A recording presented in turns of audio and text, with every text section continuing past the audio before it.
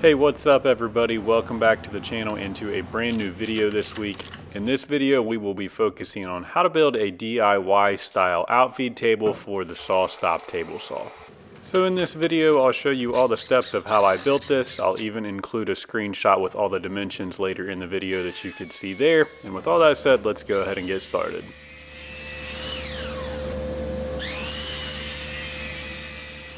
So this outfeed table is made from basic 2x4s and 4x4s. I used 5 2x4s and 1 4x4, and I'll first begin with cutting everything to length. And I wanted all the edges squared up to get rid of those rough surfaces, so I did run everything through the joiner and the planer. If you don't have a joiner or planer, you can just skip these steps. It really doesn't make that much of a difference. It just looks a little better in my opinion. So the first support board will be bolted to the back side of the saw using these 3 holes here that are already on the frame.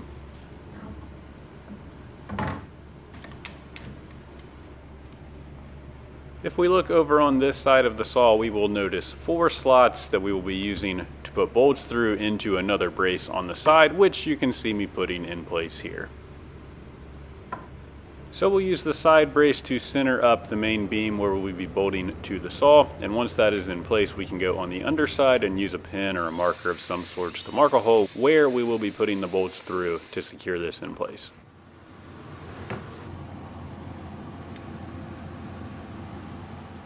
So we first drill a hole all the way through on those marks, then flip this board over using that hole that we first drilled as a guide. We'll then take a Forstner bit or similar and recess a couple holes so our support bolts will be hidden down within the board once it's put in place. Next we drill some holes all the way through the same size or close to the same size as the bolts that we will be using. Pretty sure I'm using 3/8 inch bolts here, but you could really just use any type of bolt that would work. Next, I tighten the bolts up to make sure that everything would fit, although if you are doing it like me and you're not measuring everything out at once, but rather before you go, you don't want to over tighten these because you will take it off. If you use the dimensions that I provided in this video, you could probably do all this in one step. Regardless, next we will want to put that other brace in place, and I attached it using holes just like I did on that first piece. I cut that out of the video to keep this from getting too long. But anyway, we put that in place to mark where it will match up with our original brace, and then I took everything back off, lined it back up, and this is to put 3 support pieces in place that will keep our top panel in place, which we'll get to a little bit later. So I used a 4x4 cutoff to mark spacing from the outside of the brace to where these internal braces will go, and then I just marked a couple lines. These don't have to be anywhere in particular, you just want them to run perpendicular to that original beam.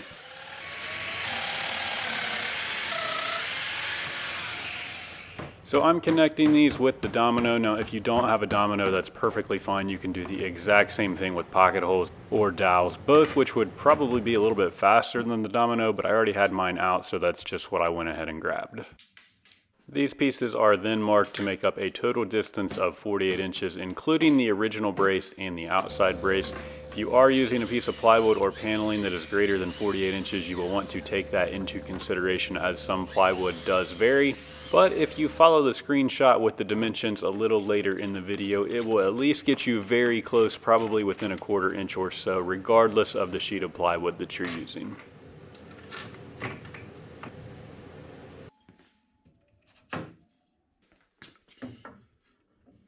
So with the first outside brace bolted into place, we can begin to put those center braces on the inside. So I'm using a 4x4 post for each of the legs, and I wanted the legs to be adjustable because my floor has a drain in it and it is not level, so I just use these leveling feet to put up into the post to make them adjustable. Now you could completely recess these in the legs like I often do on my dining tables if you wanted, but considering this is an outfeed table and I really don't care that much, I decided not to recess them but just to put them in the very bottom instead.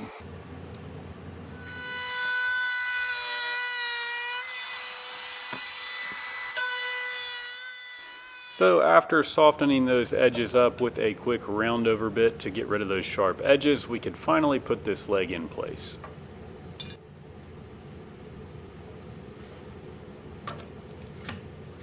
So because I didn't have any dimensions when I was first building this, I just kept all the boards long, made the mark where they should go, and then I cut the excess off. However, because there is a screenshot included, you should be able to skip this step and just originally have the boards cut to length. And then our outfeed tabletop will sit down on top of the leg, but inside of the outside brace. So you'll want to grab a scrap offcut of that top piece or use a board of similar thickness to measure where the leg is actually supposed to set down against that outside rail. And then we can move on to putting the interior braces on, which that tabletop will set down on top of. In order to demo pocket holes instead of dominoes, I use pocket holes on this section, and it really is just as easy as using dominoes. So if you don't have a domino, that is exactly how you would do that instead. Here's a quick look at how the next section will look. I actually have this upside down, unfortunately, in this shot, so I had to take that apart and redo it. But we'll put a couple screws in place to hold that rail to the next leg, and then that can also be put in place. Once again, making sure the top of that outside apron is flush with the top of the leg, because that is where our outfeed panel tabletop will set right down on top of. It definitely helps to have a set of clamps as an extra pair of hands to hold everything in place while you put the screws in. But once you have everything in place, it is just tacked together using screws. And that's the good thing about this outfeed table here, is that this is supposed to be something that's just quick and easy to throw together, that's also extremely effective. I put this together in just a couple hours and it seemed to have worked great so far.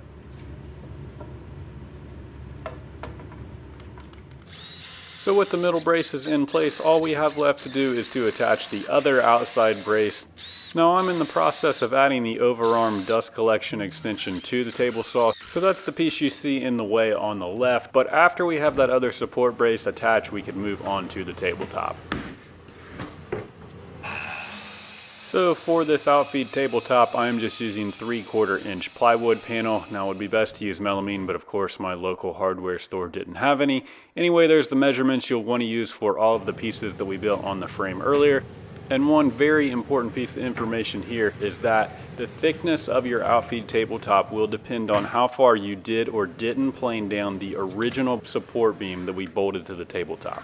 I planed that first brace down about 1/4 inch, so if you didn't plane that and you're just using a 2x4, you will need to measure how thick you need this piece to be by seeing what is flush to the extension on your table saw, in order to prevent it from being higher than the table saw itself, which will prevent the boards from being pushed off of the table saw onto the outfeed table. Next, you'll need to cut a couple dado grooves in line with the grooves on the table saw, so you can still use your jigs or crosscut sleds. And then the very last thing we needed to do was just to bolt this thing down, which is very easily done by just drilling some holes and recessing some screws down into the outside braces, which is nice because we made this out of wood. Here's a quick look at everything after it is put together, and this will be one thing that is extremely useful in my shop. We gained a ton of extra surface area to work with, and in my opinion, this is also very easy and quick to build. So anyway, here is a quick look at this thing actually in use. You can see here that I'm resawing and ripping some poplar boards as well as some panels with the dado blade, and this thing can be another work surface if your other bench is occupied. So that will wrap it up for this video. If you found the content useful, let me know down in the comments. Thank you for watching, and I will see you in the next video.